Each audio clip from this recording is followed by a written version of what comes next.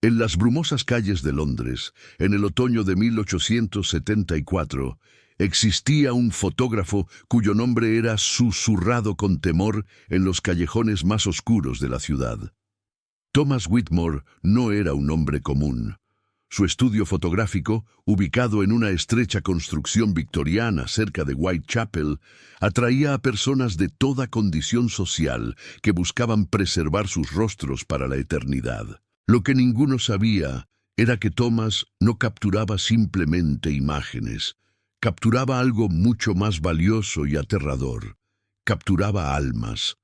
Todo comenzó cuando Thomas era apenas un joven aprendiz en los primeros años de la fotografía. Había estudiado bajo la tutela de Frederick Scott Archer, uno de los pioneros del proceso de colodión húmedo.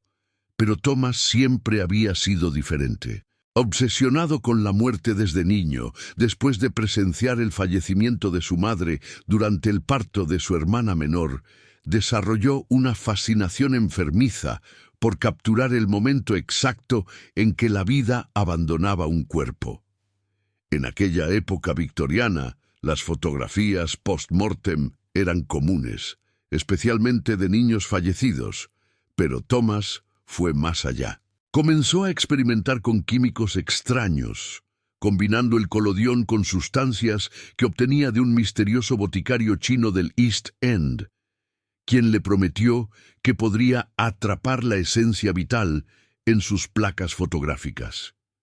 Si te está gustando esta historia, no olvides suscribirte al canal y déjame en los comentarios desde dónde nos estás viendo. Ahora, continuemos con esta escalofriante historia.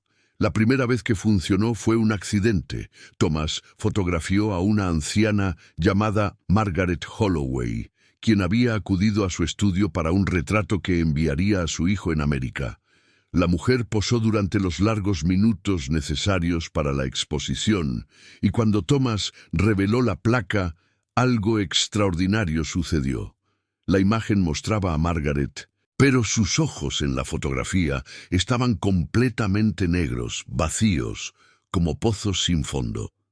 Al día siguiente, Thomas se enteró de que Margaret había muerto esa misma noche, en su cama, sin explicación médica alguna. Los doctores declararon que simplemente su corazón se había detenido, pero Thomas sabía la verdad. Había capturado su alma. Al principio, Thomas se horrorizó. Destruyó la placa fotográfica de Margaret, quebrándola en 1000 pedazos y enterrándola en el pequeño jardín trasero de su estudio. Pero esa noche comenzaron las pesadillas. Margaret aparecía en sus sueños, no como la anciana amable que había conocido, sino como una criatura grotesca, con la boca abierta en un grito silencioso, extendiendo sus manos hacia él. «Devuélveme lo que es mío», susurraba en su oído. Thomas despertaba empapado en sudor frío, con el corazón latiendo salvajemente en su pecho. Pasaron semanas antes de que Thomas admitiera para sí mismo lo que realmente deseaba. No quería deshacerse de ese poder, quería controlarlo, quería convertirse en algo más que un simple fotógrafo. Quería ser el guardián de almas, el coleccionista de esencias humanas. Comenzó a estudiar textos antiguos sobre ocultismo y magia negra, frecuentando librerías polvorientas donde ancianos con miradas penetrantes le vendían manuscritos prohibidos. Aprendió sobre la teoría de que cada ser humano poseía un alma que podía ser contenida en objetos físicos y que las placas fotográficas, con su sensibilidad a la luz y su capacidad para capturar la imagen exacta de una persona, podían servir como perfectas prisiones para estas esencias vitales. Thomas perfeccionó su técnica. Descubrió que necesitaba que sus sujetos estuvieran en un estado particular de vulnerabilidad. No podía simplemente fotografiar a cualquiera y capturar su alma. Necesitaba que la persona estuviera en un momento de transición emocional, profunda tristeza, desesperación o incluso alegría extrema. En estos momentos explicaban los textos antiguos, el alma se encontraba más cerca de la superficie, más accesible. Así que Thomas se convirtió en un maestro manipulador. Antes de cada sesión fotográfica, conversaba extensamente con sus clientes, descubriendo sus miedos más profundos, sus pérdidas, sus anhelos.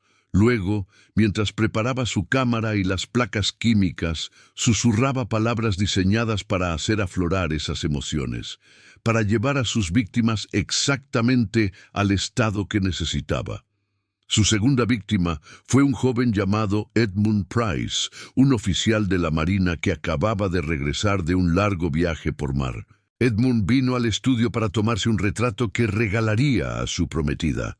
Thomas conversó con él y pronto descubrió que Edmund había perdido a su mejor amigo durante una tormenta en el Atlántico. Con calculada crueldad, Thomas hizo preguntas que revivieron el trauma. ¿Cómo fue verlo desaparecer entre las olas? ¿Escuchaste sus gritos? ¿Te culpas por no haber podido salvarlo? Edmund, con lágrimas corriendo por sus mejillas, apenas pudo mantener la compostura durante la exposición fotográfica. 3 días después, Edmund fue encontrado ahogado en el Támesis.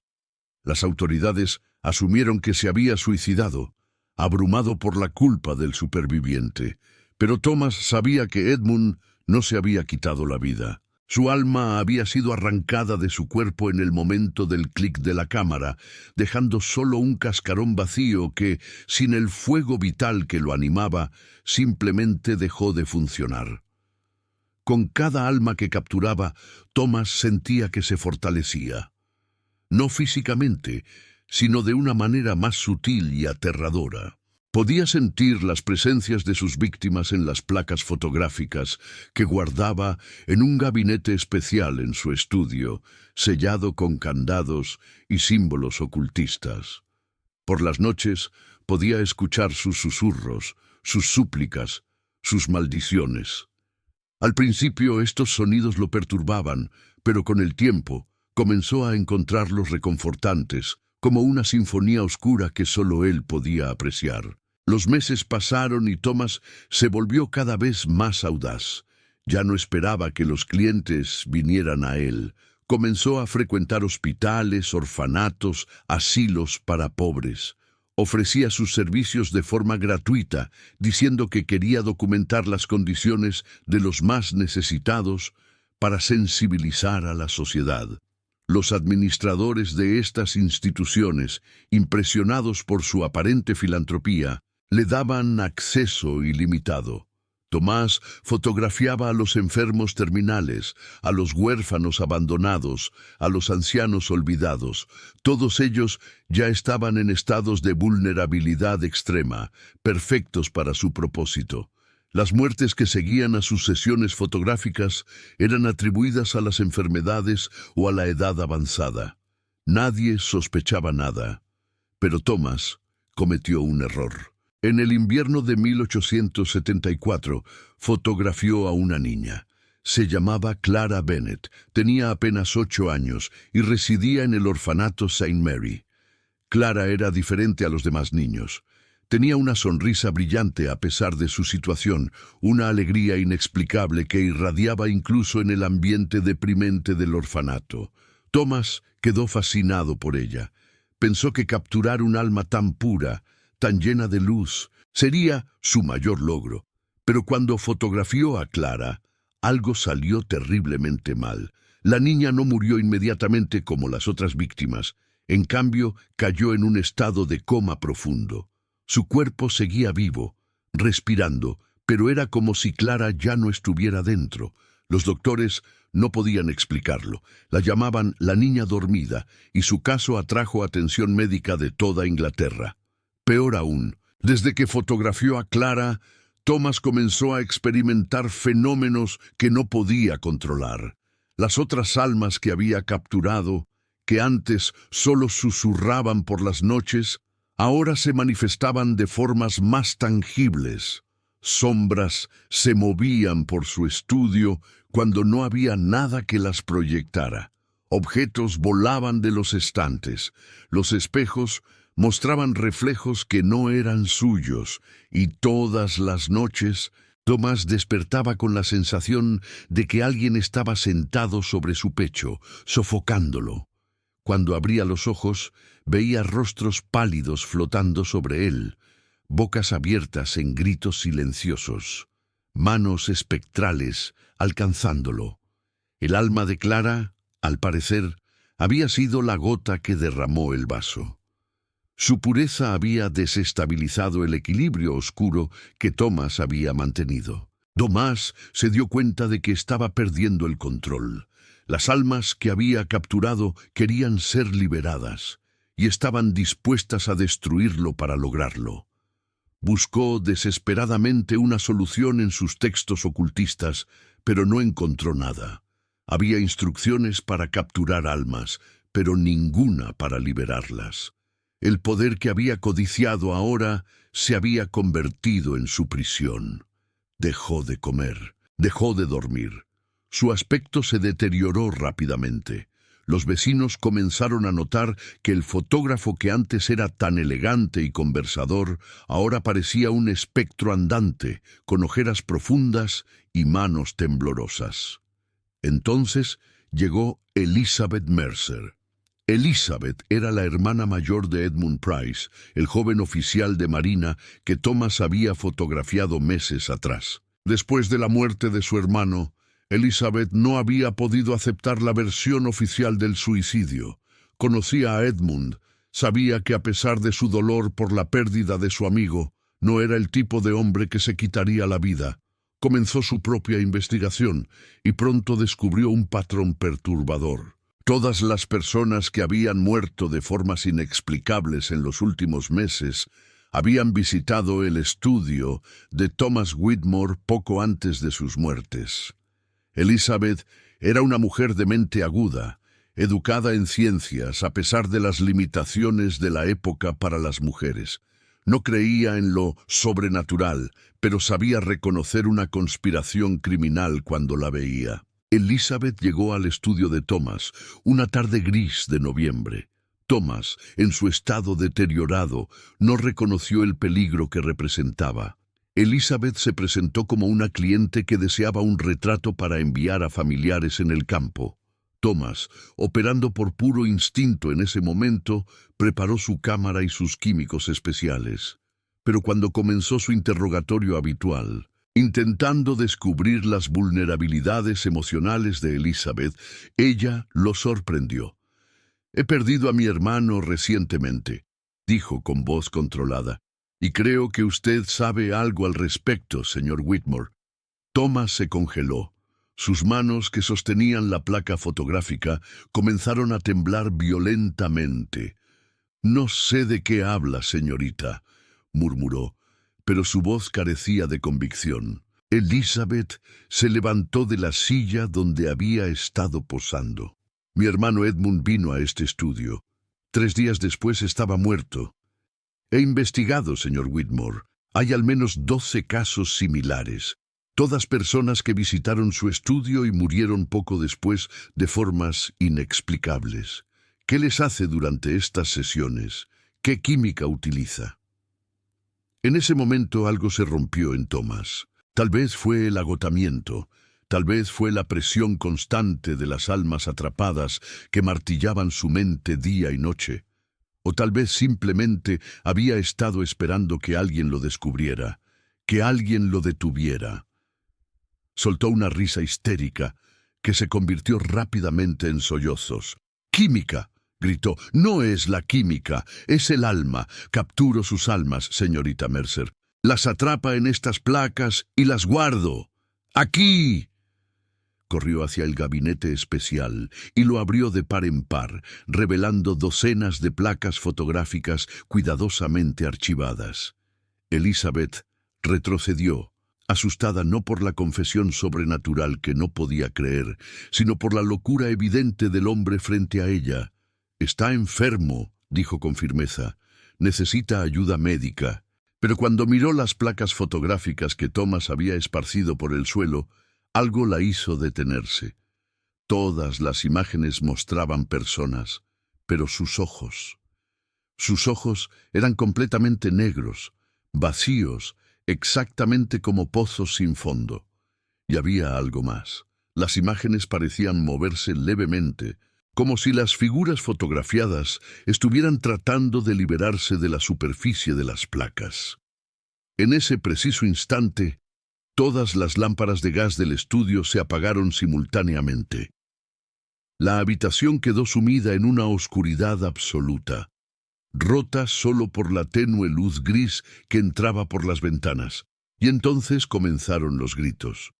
No eran gritos audibles, sino algo que resonaba directamente en la mente, un coro de agonía y furia que hizo que Elizabeth se tapara los oídos inútilmente. Las placas fotográficas en el suelo comenzaron a brillar con una luz fantasmal, y de ellas emergieron figuras translúcidas, los espectros de todas las personas que Thomas había fotografiado. Thomas cayó de rodillas, sabiendo que su final había llegado. «Por favor», suplicó, aunque no estaba claro si le rogaba a Elizabeth o a las almas que ahora lo rodeaban. No quería. Al principio, no quería. Solo quería entender la muerte. Solo quería. Pero sus palabras fueron interrumpidas cuando las figuras espectrales se abalanzaron sobre él. Elizabeth observó, paralizada por el terror, cómo Thomas era arrastrado hacia atrás, su cuerpo convulsionando violentamente. Podía ver, aunque era imposible, como algo era arrancado de dentro de él, algo brillante y dorado, que fue dividido entre todas las figuras espectrales. Era su propia alma, siendo desgarrada en pedazos como castigo por lo que había hecho. El cuerpo de Thomas cayó al suelo, inmóvil. Las figuras espectrales se volvieron hacia las placas fotográficas, y una por una, las placas se quebraron, liberando finalmente a las almas atrapadas. Elizabeth vio cómo estas esencias flotaban hacia arriba, atravesando el techo, liberadas al fin. Todas excepto una pequeña figura permaneció en el estudio, la de una niña de 8 años. Clara.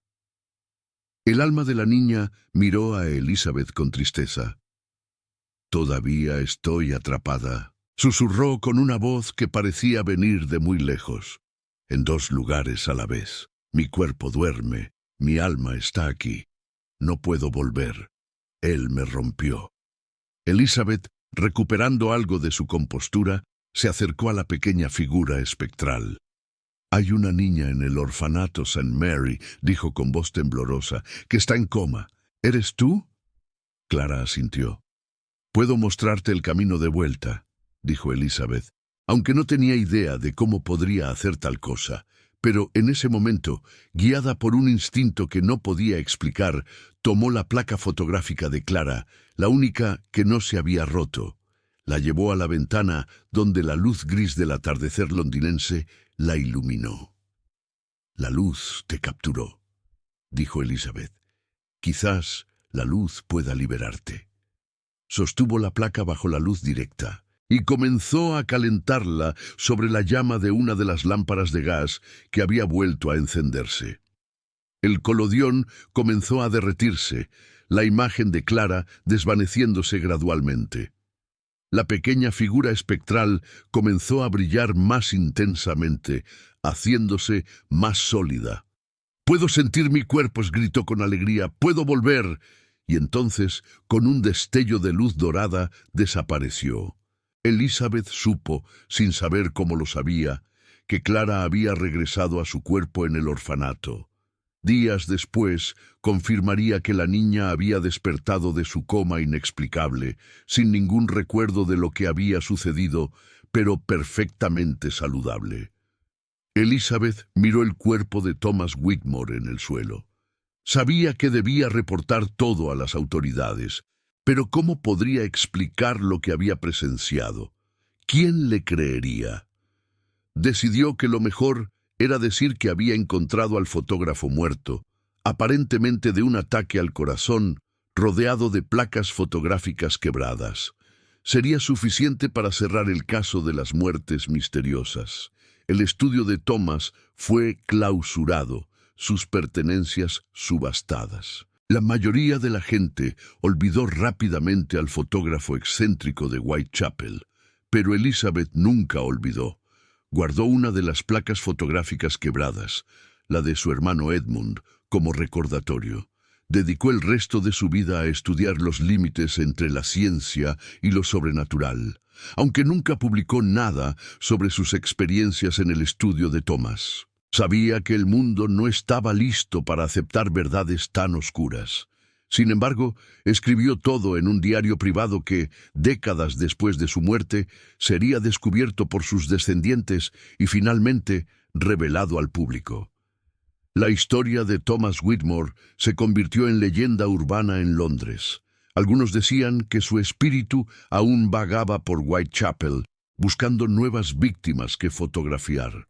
Otros afirmaban que su estudio estaba embrujado, que las sombras en sus paredes formaban rostros de los muertos.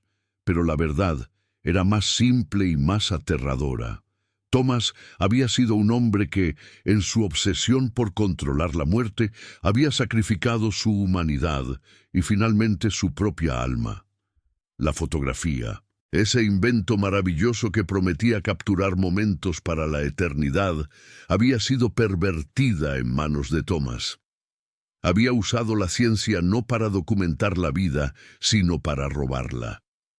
Y aunque su reinado de terror fue breve, las cicatrices que dejó en las familias de sus víctimas duraron generaciones. Cada una de las personas que Thomas fotografió tenía una historia, una familia, sueños y esperanzas que fueron cruelmente cortados. Edmund Price nunca se casó con su prometida, quien pasó años esperando su regreso antes de finalmente aceptar que se había ido. Margaret Holloway nunca conoció a los nietos que su hijo en América le había enviado fotografías. Clara Bennett, aunque sobrevivió, nunca fue completamente la misma. Tenía pesadillas recurrentes de una habitación oscura, llena de susurros y sombras. Los textos ocultistas que Thomas estudió fueron eventualmente rastreados y destruidos por una orden secreta de la Iglesia que se dedicaba a erradicar tales conocimientos peligrosos. El boticario chino que le había vendido los químicos especiales desapareció sin dejar rastro. Algunos decían que había regresado a China, otros que había sido asesinado por aquellos que no querían que sus secretos se propagaran. El estudio de Thomas fue demolido años después para construir nuevos edificios, pero los trabajadores reportaron experiencias extrañas durante la demolición, herramientas que desaparecían, voces que llamaban sus nombres y una sensación constante de ser observados. Elizabeth Mercer nunca se casó, dedicando su vida a la investigación y a ayudar a los huérfanos de St. Mary, especialmente a Clara, a quien visitaba regularmente. Desarrolló una teoría que escribió en su diario, una teoría que combinaba la física emergente con conceptos espirituales, que las almas eran una forma de energía que podía ser manipulada bajo condiciones específicas, que la luz fotográfica actuaba como un conductor, y que la voluntad humana, cuando era suficientemente fuerte y oscura, podía dirigir esta energía. No era magia, argumentaba, sino una ciencia que aún no comprendíamos completamente. Su diario fue descubierto en 1923 por su sobrino nieto, un físico que trabajaba con los nuevos conceptos de mecánica cuántica. Quedó fascinado por las teorías de su tía abuela, particularmente por sus observaciones sobre la dualidad onda-partícula de la luz y su posible interacción con la conciencia humana. Aunque nunca pudo verificar científicamente las afirmaciones sobrenaturales del diario, encontró que muchas de las intuiciones de Elizabeth sobre la naturaleza de la luz y la energía se alineaban sorprendentemente con los descubrimientos más recientes de la física. El diario permanece en posesión de la familia Mercer, ocasionalmente prestado a investigadores serios que estudian los fenómenos paranormales desde una perspectiva científica. En cuanto al alma de Thomas Whitmore, nadie sabe qué sucedió realmente con ella. Fue desgarrada por las almas que había capturado, dividida entre ellas como una forma de justicia poética. Algunos teólogos especulan que un alma dividida de tal manera no puede encontrar descanso en ningún reino, ni en el cielo ni en el infierno, condenada a existir en fragmentos por toda la eternidad. Otros creen que eventualmente se disipó, las partes individuales siendo absorbidas por las almas que las tomaron, convirtiéndose en nada más que un recuerdo oscuro en el subconsciente colectivo. Lo que es innegable es el impacto duradero de la historia en el desarrollo de la fotografía. Después del caso Whitmore, aunque la mayoría de los detalles nunca se hicieron públicos, hubo un movimiento dentro de la comunidad fotográfica profesional para establecer códigos éticos más estrictos. La Sociedad Fotográfica Real de Gran Bretaña creó lineamientos sobre el consentimiento informado y el tratamiento respetuoso de los sujetos, especialmente los vulnerables. Aunque estos lineamientos no mencionaban explícitamente las razones sobrenaturales detrás de su creación, aquellos que conocían la verdadera historia entendían que eran una respuesta directa a los crímenes de Thomas. La fotografía post-mortem, que había sido tan popular en la época victoriana, comenzó a declinar después de 1874. Aunque esto se atribuye generalmente a cambios en las actitudes sociales hacia la muerte, algunos historiadores que han estudiado el caso Whitmore sugieren que hubo una incomodidad subconsciente que se propagó a través de la sociedad. La gente comenzó a sentir que había algo no del todo correcto en fotografiar a los muertos. Una sensación visceral que no podían explicar pero que no podían ignorar. Hoy en día, más de siglo y medio después, la historia de Thomas Whitmore es considerada por la mayoría como una leyenda urbana, un cuento de advertencia sobre los peligros de la obsesión y la arrogancia científica. Pero hay quienes todavía creen. Coleccionistas de fotografías antiguas reportan experiencias extrañas con ciertas imágenes victorianas, sensaciones de ser observados, sueños perturbadores después de adquirir ciertas piezas, o incluso cambios sutiles en las expresiones de los sujetos fotografiados cuando las imágenes son examinadas bajo diferentes luces. Hay una última nota en el diario de Elizabeth Mercer, escrita en sus últimos días de vida, que resulta particularmente inquietante. En ella, Elizabeth reflexiona sobre si destruir las placas fotográficas de Thomas realmente liberó a todas las almas. «He tenido un sueño recurrente», escribió con letra temblorosa, «en el cual entro a un cuarto oscuro lleno de espejos. En cada espejo veo un rostro diferente, docenas de rostros, todos observándome con ojos negros y vacíos. Y cuando me despierto, puedo jurar que escucho susurros, como si esas almas estuvieran todavía buscando algo, tal vez venganza, tal vez simplemente paz. Me pregunto si la destrucción de las placas fue suficiente, o si el acto mismo de capturar un alma crea una cicatriz en el tejido de la realidad, una cicatriz que nunca sana completamente. Esta reflexión ha llevado a algunos parapsicólogos modernos a teorizar sobre residuos espirituales. La idea de que eventos traumáticos de naturaleza sobrenatural dejan huellas permanentes que pueden ser detectadas incluso siglos después. Utilizan el caso Whitmore como su ejemplo principal, argumentando que las numerosas almas capturadas y luego liberadas violentamente en un solo lugar y momento crearon una anomalía que todavía puede ser medida en el sitio donde una vez estuvo el estudio del fotógrafo. Investigadores equipados con instrumentos modernos han visitado la ubicación, ahora ocupada por un edificio de apartamentos construido en los años 50. Reportan lecturas electromagnéticas anómalas, fluctuaciones de temperatura sin explicación y, en varios casos, mal funcionamiento de equipos electrónicos. Los residentes del edificio, cuando son entrevistados, frecuentemente mencionan experiencias inusuales, sueños vívidos sobre personas victorianas, sensaciones de presencias invisibles y un sentimiento general de tristeza que impregna ciertas habitaciones.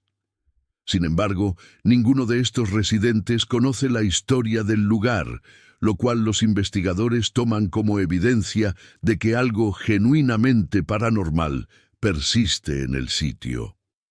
La lección más importante de la historia de Thomas Whitmore no es sobre la existencia o no de fenómenos sobrenaturales. Es sobre los peligros del poder sin ética, del conocimiento sin sabiduría y de la ambición sin humanidad.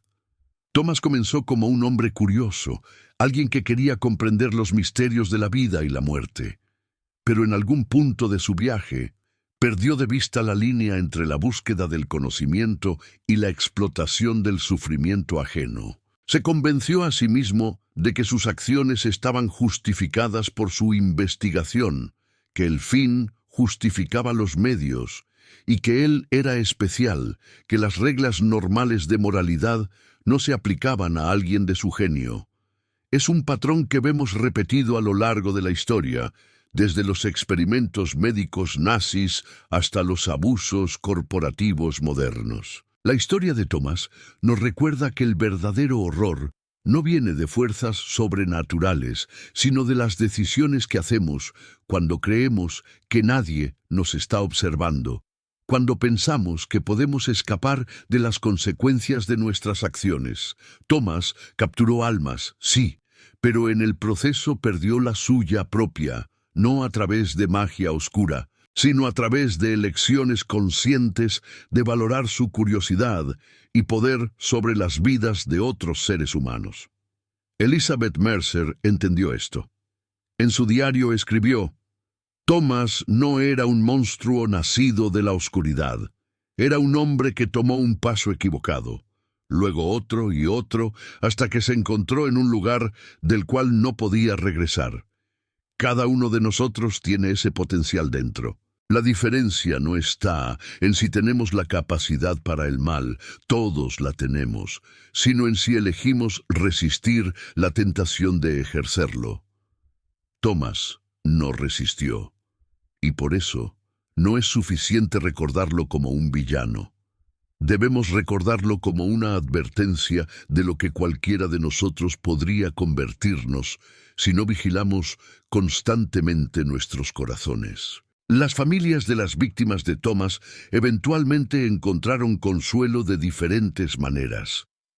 La prometida de Edmund Price se casó años después con un maestro amable, y aunque nunca olvidó su primer amor, encontró felicidad. Los descendientes de Margaret Holloway prosperaron en América sin saber nunca las circunstancias extrañas de su muerte. Clara Bennett creció para convertirse en enfermera, dedicando su vida a cuidar de otros, tal vez como una forma subconsciente de compensar por haber sido víctima ella misma. Se casó, tuvo hijos y vivió hasta los 83 años, muriendo pacíficamente en su sueño, su alma finalmente libre de cualquier atadura. En las décadas posteriores al caso Whitmore, hubo otros fotógrafos que intentaron replicar sus experimentos, atraídos por rumores y fragmentos de información que se filtraron a pesar de los esfuerzos por mantener la historia en secreto. Ninguno tuvo éxito, o al menos no hay evidencia documentada de que lo tuvieran. Es posible que los químicos específicos que Thomas usó, obtenidos de aquel misterioso boticario chino, fueran únicos y no pudieran ser recreados. O quizás Thomas realmente tenía una habilidad particular, una sensibilidad a lo sobrenatural que otros simplemente no poseían. O tal vez, En un universo justo, el conocimiento de cómo capturar almas fue deliberadamente borrado, removido de la realidad como un error que nunca debió existir.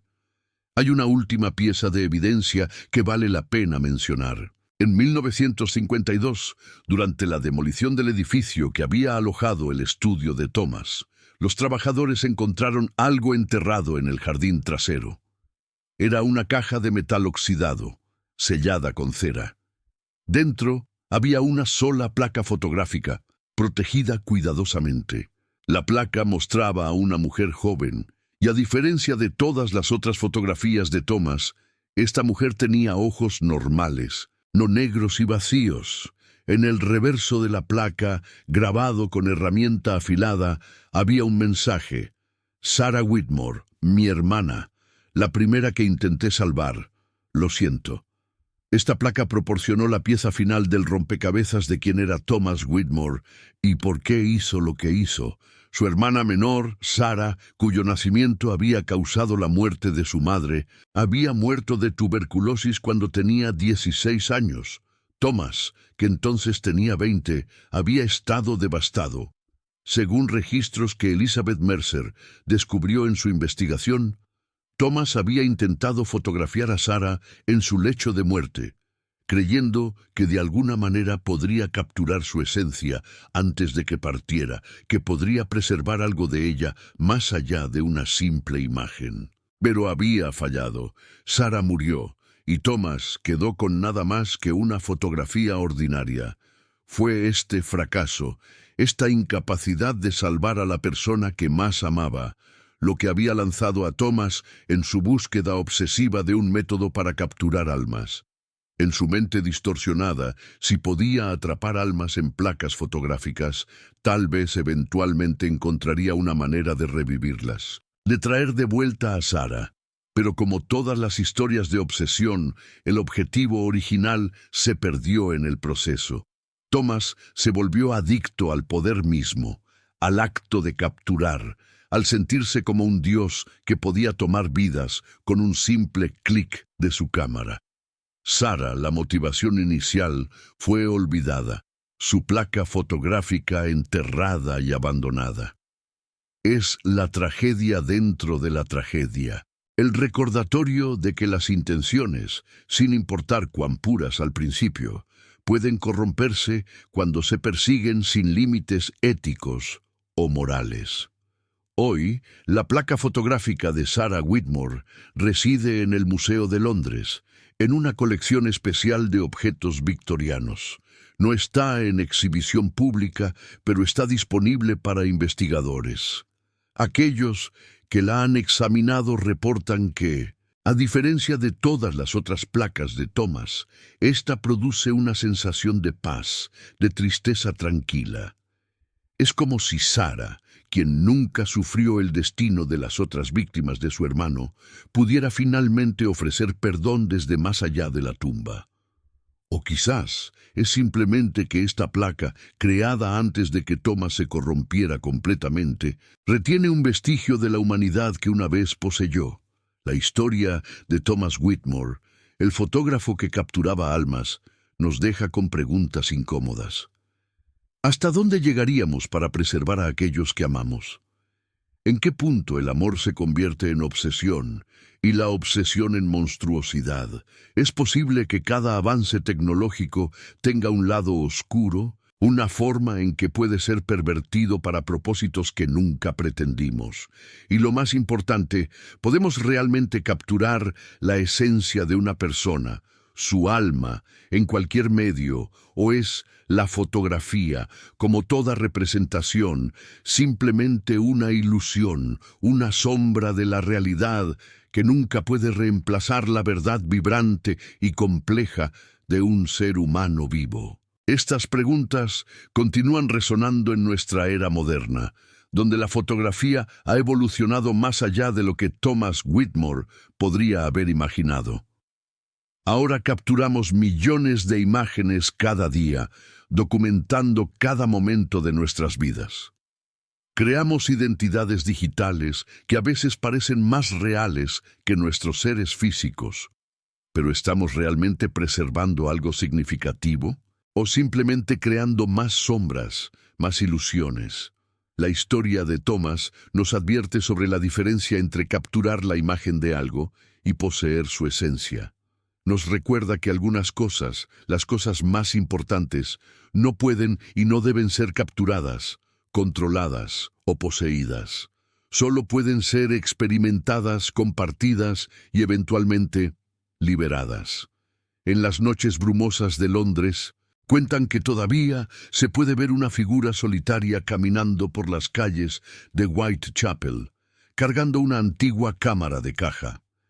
Aparece solo por un momento, visible por el rabillo del ojo, y luego desaparece. Algunos dicen que es el espíritu de Thomas, condenado a vagar eternamente con las herramientas de su crimen. Otros dicen que es simplemente un truco de la luz y la niebla, que no hay nada sobrenatural en absoluto, pero aquellos que han visto la figura reportan siempre el mismo detalle inquietante. Donde deberían estar sus ojos, hay solo oscuridad, pozos negros y vacíos, como si su propia alma hubiera sido capturada y nunca devuelta. Y así, la leyenda de Thomas Whitmore continúa, una historia de advertencia que persiste más de un siglo después, recordándonos que algunos conocimientos tienen un precio demasiado alto y que en nuestra búsqueda por controlar la muerte podemos perder lo que nos hace verdaderamente humanos, nuestra capacidad para amar, para dejar ir y para aceptar que algunas cosas están más allá de nuestro control, como deben ser.